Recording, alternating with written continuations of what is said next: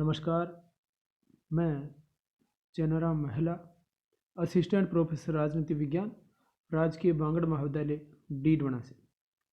आज हम राजनीतिक सिद्धांत के अंतर्गत व्यवहारवाद मूल्यांकन के बारे में चर्चा करेंगे। व्यवहारवाद की क्या कमियां रही और इसका क्या योगदान है राजनीतिक सिद्धांत के विकास में। जो परंपरागत दृष्टिकोण है उसमें व्यवहारवाद के आने से क्या सुधार हुए हैं, क्या इसका योगदान है, साथ ही इसका मूल्यांकन अर्थात क्या इसकी डीमेरिट से ही कमियां रही। तो व्यवहारवाद मूल्यांकन। सबसे पहले व्यवहारवाद क्या है।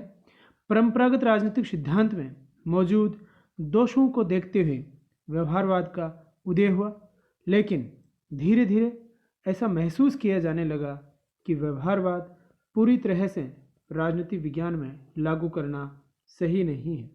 तो पूर्व के जो वीडियो है उसमें व्यवहारवाद की परिभाषा या उसका विकास के बारे में हम चर्चा कर चुके हैं, विशेषताओं की हम चर्चा कर चुके हैं। तो जो परंपरागत राजनीतिक सिद्धांत में दोष या कमियां जो थी, उन कमियों को दूर करने के लिए व्यवहारवाद का उदय होता है, लेकिन फिर धीरे धीरे ये महसूस किया जाने लगा कि व्यवहारवाद पूरी तरह से राजनीतिक विज्ञान में लागू करना सही नहीं है। क्यों सही नहीं है? राजनीतिक विज्ञान सामाजिक विज्ञान का एक विषय है और ऐसा आरोप लगाया जाता है कि व्यवहारवाद ने इसे विज्ञान बनाने की चेष्टा की है। तो जो सामाजिक विज्ञान का एक विषय है उसको पूर्णतः एक विज्ञान बनाने की चेष्टा इसमें की है। व्यवहारवादियों ने वैज्ञानिक तकनीकों के बल पर राजनीति को मूल्य निरपेक्ष बनाने की कोशिश की है। तो इसमें जो वैज्ञानिक तकनीकें हैं वो वैज्ञानिक टेक्निक्स का बहुत ज़्यादा प्रयोग करने की कोशिश की और मूल्य निरपेक्ष बनाने की कोशिश की। तो मूल्य निरपेक्ष राजनीति जो सामाजिक विज्ञान का कोई भी विषय है वो मूल्यों से पूर्णतः निरपेक्ष नहीं हो सकता। वो मूल्य उसमें सदैव महत्वपूर्ण रहेंगे, परंतु राजनीति विज्ञान सामाजिक विज्ञान से जुड़ा होने के कारण मूल्य निरपेक्षता इसमें संभव नहीं है। तो इसको एक विज्ञान बनाने की चेष्टा की जो कि सही नहीं है। डेविड ईस्टन जो व्यवहारवाद के अगुवा थे, जिन्होंने व्यवहारवाद की पुरजोर शब्दों में कह सकते हैं कि पैरवी की, व्यवहारवाद को लेकर के आए, उसको स्थापित की और व्यवहारवाद की उन्होंने विशेषताएं बताई। व्यवहारवाद के विभिन्न आयाम जो पिछले चैप्टर में हम अध्ययन कर चुके हैं। तो डेविड ईस्टन जो स्वयं व्यवहारवाद के अगुवा थे, उनका ही इससे मोहभंग हो गया। तो वो खुद ही उन्होंने कह दिया कि ये सही नहीं। उन्होंने इसे अप्रासंगिक करार दिया व उत्तर व्यवहारवाद का समर्थन किया। तो जो खुद उसके जो लाने वाले, उसके जो प्रेरणा स्रोत या जो जिन्होंने व्यवहारवाद की बाकायदा विशेषताएं बताई और कहा कि ये इसमें ये चीज़ है लागू होने चाहिए, और वो खुद ही उसको कह रहे हैं कि व्यवहारवादी शोध कार्य जो है वो अप्रासंगिक था। वो जो उस समय की जो मांग थी उस पर वो ठीक नहीं उतर रहा था, या कह सकते हैं कि उन समस्याओं के निदान की उसमें सही व्यवस्था नहीं थी, वो प्रासंगिक नहीं था। तो इसलिए व्यवहारवाद की ये कमियां थी और इसीलिए उन्होंने उत्तर व्यवहारवाद का समर्थन किया। तो अब बात करते हैं व्यवहारवाद की कमियों की, डिमेरिट्स की। क्या है इसकी कमियां? पहली जो कमी नज़र आती है वो है असाहित्यिक भाषा। जो भाषा शैली है सामाजिक विज्ञान के विषयों में भाषा शैली का एक विशेष महत्व है। व्यवहारवादी लेखन साहित्यिक दृष्टि से असुंदर और अरोचक होता है। तो सुंदर भी नहीं और रोचक भी नहीं।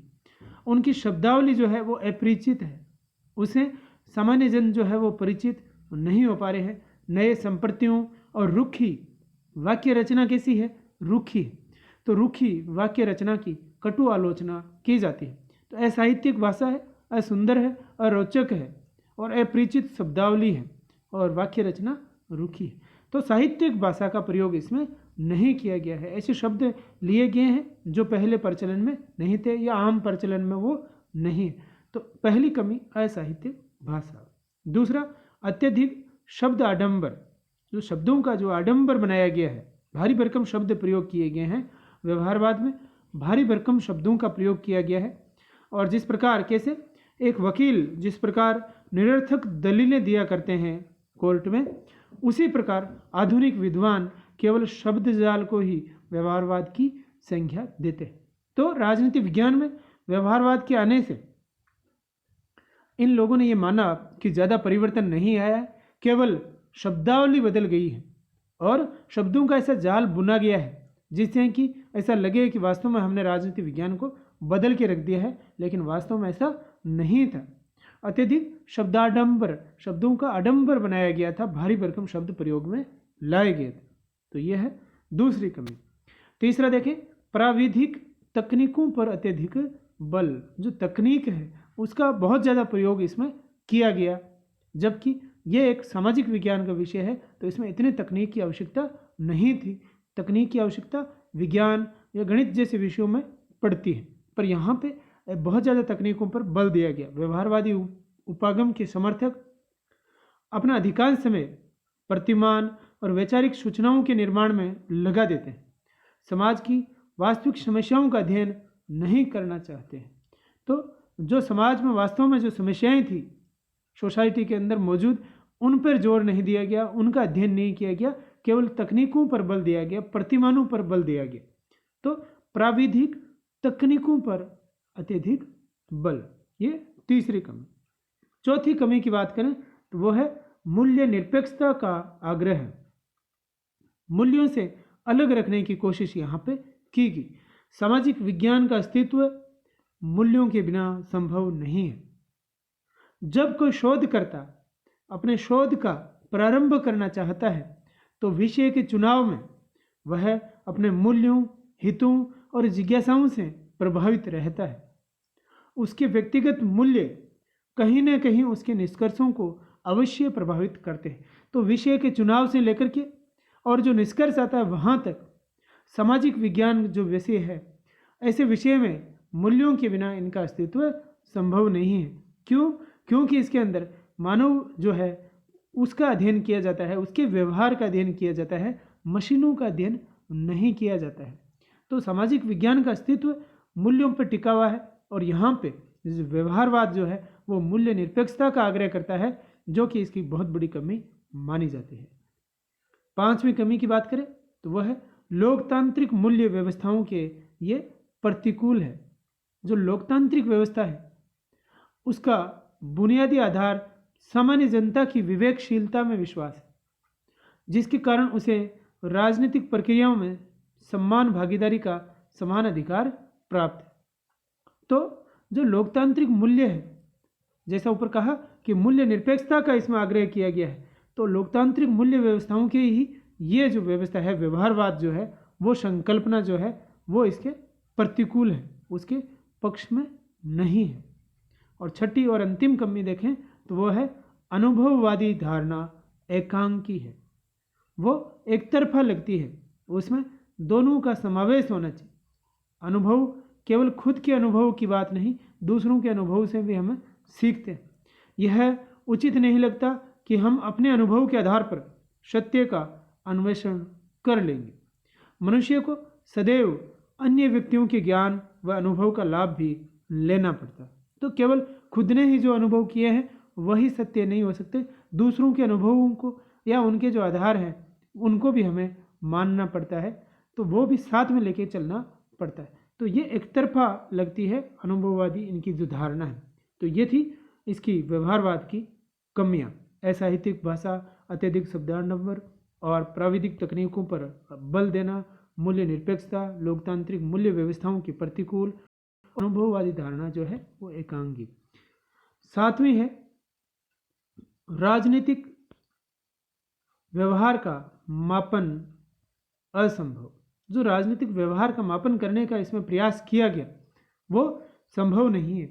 जो वस्तु स्वभाव से ही अनिश्चित और अमापनीय है वो अनिश्चित है। व्यवहार तो प्रतिक्षण बदलता रहता है, तो उसे गणितीय रूप में प्रस्तुत करना संभव नहीं है। राजनीतिक व्यवहार बदलता रहता है, इसलिए इसका सही मापन असंभव है।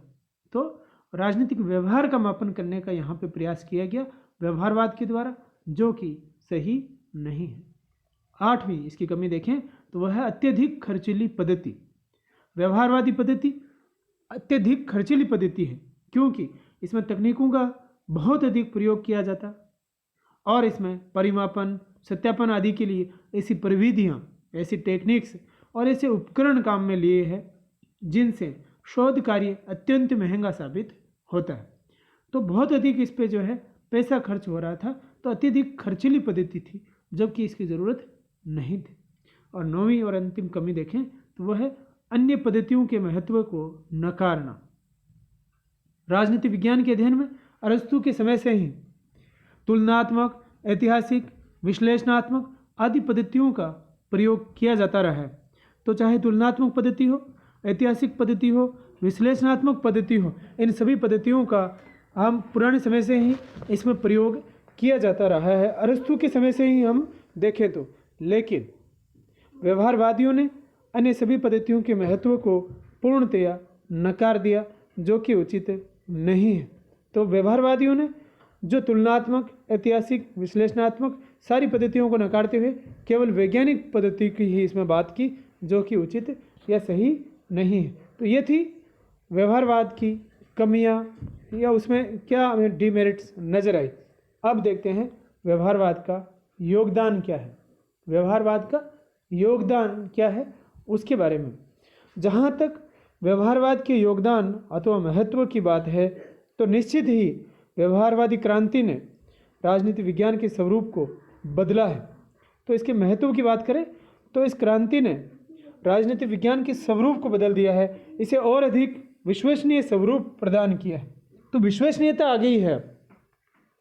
पहले जहाँ विश्वसनीयता नहीं थी, जहाँ उसमें वास्तविकता बात नहीं थी, केवल आदर्शवाद पे जोर दिया गया था, कल्पना पे बल दिया गया था, अब उसकी जगह विश्वसनीयता आई है। अब इसका जो कार्य क्षेत्र है वो और अधिक विस्तृत हो गया है। इसकी योगदान की बात करें तो पहला योगदान देखें वह है व्यवहारवादी क्रांति ने राजनीति विज्ञान के स्वरूप, विषय क्षेत्र सभी को बदल दिया है, जिससे ये राजनीति विज्ञान बन गया है। तो राजनीति को राजनीति शास्त्र से राजनीति विज्ञान बनाने का जो काम किया है वो व्यवहारवादी क्रांति ने किया है। अब इसका स्वरूप, विषय क्षेत्र सभी बदल गए हैं और राजनीति विज्ञान बन गई है। तो ये पहला योगदान।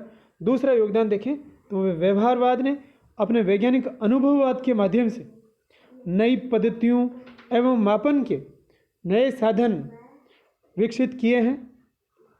तो वैज्ञानिक अनुभववाद के माध्यम से नई नई पद्धतियाँ इसके अंदर आई है, मापन के नए साधन इसमें आए हैं, जिससे राजनीति विज्ञान में विश्वसनीयता आई है।